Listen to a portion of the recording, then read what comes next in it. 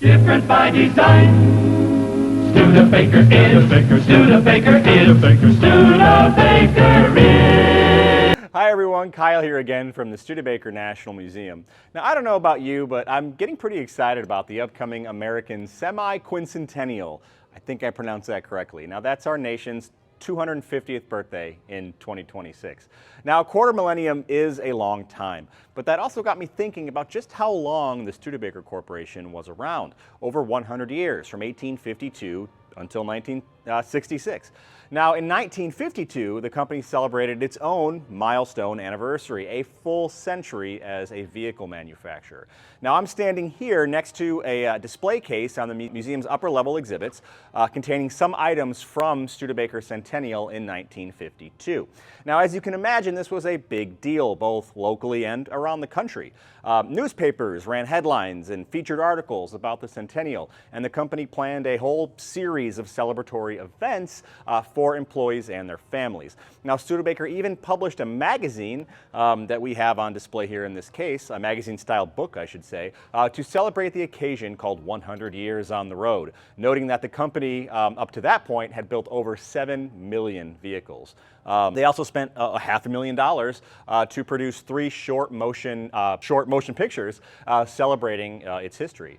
Now, to top it off, the Indianapolis 500 actually selected a Studebaker Commander to serve as the official pace car for the race in 1952, as you can see in this image here.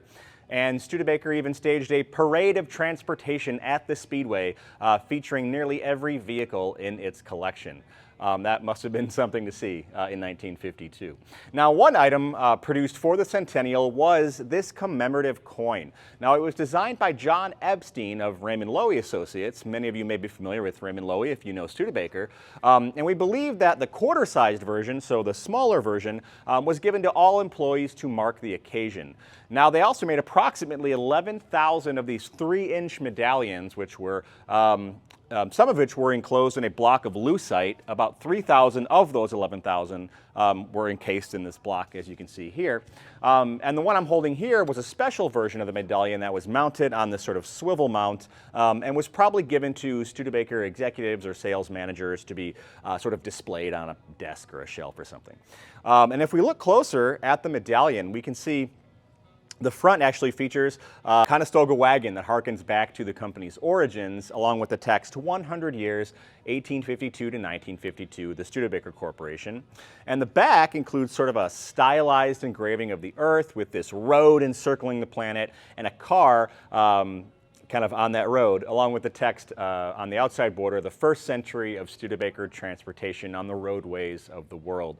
Now, I don't know about you, it does make me kind of wonder what a second century could have looked like. And as I mentioned before, there were several celebratory events throughout all of 1952.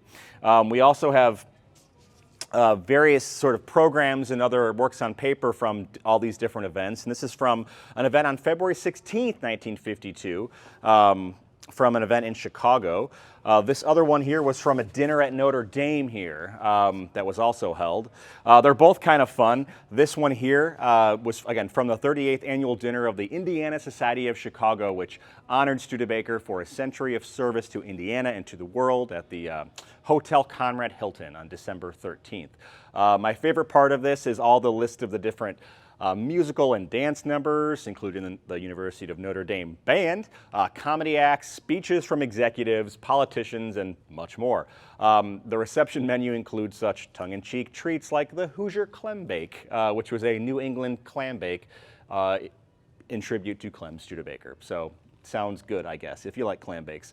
There was also a jumbo shrimp fresh from the St. Joe River, which... okay, that's a river here in South Bend. Now, many promotional images were taken that year, including several in the plant, like this image here, which showcases the first car of Studebaker's second century, parked in front of 2 of their historic vehicles, like the Conestoga wagon and their first electric car from 1902. It's also seen in our exhibits here behind me. Now, Studebaker had much to be optimistic about going into 1952. Sales were strong on the acclaimed 1953 Studebaker Starliner, which we talk about here at the museum, Many consider Studebaker's automotive masterpiece that was about to go into production. Now, that hot sellers market was beginning to subside somewhat by the early 1950s, and that new car sales war between Ford and General Motors was starting to hurt independent automakers like Studebaker beginning in the 1953-54 time period. But still, the Centennial was a cause for celebration and an amazing testament to Studebaker's position, as a major American and longtime vehicle maker. So thank you again for joining me today, and we'll see you down the road. 400 years.